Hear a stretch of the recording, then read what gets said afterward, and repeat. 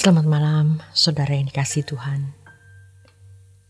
Renungan malam hadir kembali di tengah-tengah Anda. Dan topik malam ini adalah tidak berdaya.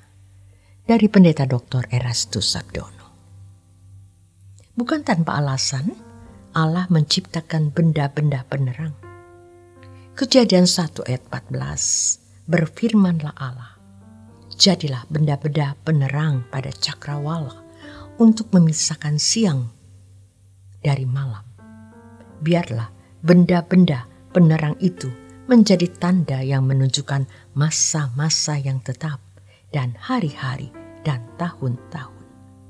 Dalam ayat tersebut, Alkitab mencatat adanya benda-benda penerang yang diciptakan Tuhan untuk memisahkan siang dan malam, juga menjadi tanda yang menunjukkan masa-masa yang tetap dan hari-hari dan tahun-tahun. Ini berarti manusia dimasukkan ke dalam kotak yang namanya perjalanan waktu. Melihat matahari dan bulan, orang percaya memperoleh pengertian adanya peringatan akan kenyataan perjalanan waktu kehidupan yang mengukung manusia. Manusia harus tunduk sehebat apapun manusia itu. Terhadap perjalanan waktu saja, manusia tidak berdaya, apalagi terhadap Dia yang menciptakan perjalanan waktu. Tanpa disadari, banyak orang yang terjebak dalam pola kehidupan, seakan-akan perjalanan hidup ini tidak ada akhirnya. Inilah yang mengikat kehidupan banyak orang, juga sebagian besar orang Kristen. Ini adalah sebuah penyesatan dari iblis yang sukses. Ironis, banyak manusia yang menolak kenyataan bahwa jalan hidupnya ada ujungnya dan tidak seorang pun tahu. Iblis akan berusaha menenangkan banyak jiwa. Manusia seakan-akan hidup ini tidak ada bahaya. Tanpa disadari, mereka dibawa ke dalam siksaan kekal. Keadaan ini tidak membuat mereka waspada adanya kesempatan terakhir yang seharusnya tidak disia-siakan. Maka kalau setiap pagi kita masih dapat melihat fajar, kita bersyukur sebab berarti masih memiliki kesempatan untuk lebih menghormati dan mengasihi Bapa serta menyenangkan hatinya. Hari yang baru adalah hari untuk belajar bagaimana menghormati satu-satunya pribadi yang pantas dihormati. Inilah letak mahalnya waktu yang disediakan bagi makhluk manusia yang akan kembali ke dalam tanah. Satu hari harganya tidak ternilai, sebab satu hari yang dimiliki seorang anak manusia memiliki dampak di keabadian yang tiada tara. Kemuliaan menjadi anak Allah bersama dengan Bapa di kerajaannya adalah sesuatu yang tidak bisa dibeli dengan apapun. Hanya anugerah oleh Tuhan Yesus Kristus yang membuka kemungkinan untuk itu.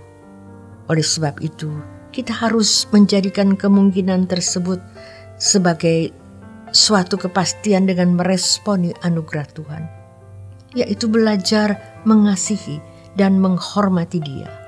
Sebaliknya, satu hari menjadi tidak berharga, bahkan bencana kalau tidak digunakan untuk belajar, menghormati, dan mengasihi Bapa. Karena satu hari yang disia-siakan akan mengakibatkan keterpisahan dengan Bapa selamanya. Kita harus mempergunakan waktu yang ada. Karena hari-hari ini adalah jahat. Artinya, hari yang tidak digunakan untuk belajar menghormati dan mengasihi Bapa adalah hari-hari yang membawa kebinasaan. Maka disebut jahat. Perjalanan waktu juga mengisyaratkan adanya batas-batas yang disediakan untuk suatu tugas tertentu. Hal ini dikemukakan oleh pengkhotbah dengan kalimat segala sesuatu yang ada masanya, namun banyak orang tidak menyadari bahwa dirinya sedang atau telah menyia-nyiakan kesempatan dan meremehkan perjalanan waktu. Mereka berpikir bahwa mereka tidak berniat untuk mengkhianati Tuhan, dan nanti selalu ada waktu untuk mencari dan menemukan Tuhan dengan sungguh-sungguh. Seharusnya mereka berpikir bahwa nanti akan tidak ada kesempatan dan waktu lagi untuk mencari dan menemukan Tuhan. Dengan berpikir bahwa selalu ada kesempatan dan waktu untuk bertobat, mereka merasa aman dan damai. Sejatinya mereka sedang menyia-nyiakan kesempatan yang Tuhan berikan. Sejatinya perasaan aman dan damai yang mereka rasakan adalah semu dan menyesatkan. Kalau seseorang sudah tidak bersungguh-sungguh mulai sekarang atau sejak dini, maka ia tidak akan pernah bisa bersungguh-sungguh nanti. Ia berarti ia masuk perangkap abadi yang membinasakan.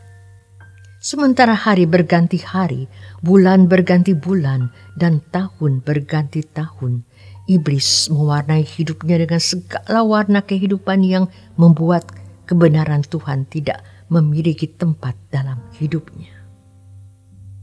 Padahal tanpa mengisi jiwanya dengan kebenaran Tuhan dan pengalaman pribadi yang konkret dengan Tuhan, berarti ia tidak memberi tempat bagi Tuhan. Sayangnya, banyak alasan yang dibuat untuk membenarkan tindakan yang tidak setia belajar kebenaran Tuhan. Banyak hal yang dianggap lebih menarik dari kerajaan Tuhan Yesus Kristus. Atau dengan sikap ini, mereka melecehkan Tuhan dan kerajaannya.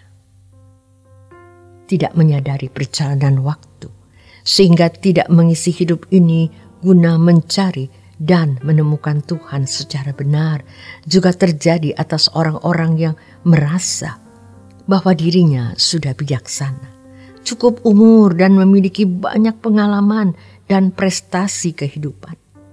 Apalagi kalau ditambah dengan banyak uang. Mereka makin menjadi buta terhadap kebenaran yang murni. Bagi orang-orang seperti ini, Tuhan menyembunyikan hikmat-Nya.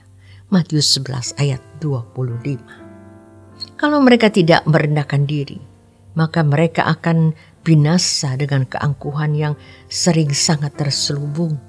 Nilai diri yang mereka miliki akan menjebak mereka menjadi orang yang tidak bertumbuh dalam Tuhan dan tidak mencapai kedewasaan iman yang Tuhan kehendaki. Mereka tidak bertumbuh dalam karakter Kristus yang seharusnya makin melekat dan muncul dalam kehidupan mereka. Terhadap perjalanan waktu saja, manusia tidak berdaya, apalagi terhadap Dia yang menciptakan perjalanan waktu. Demikian renungan malam untuk malam hari ini. Selamat beristirahat. Tuhan Yesus memberkati.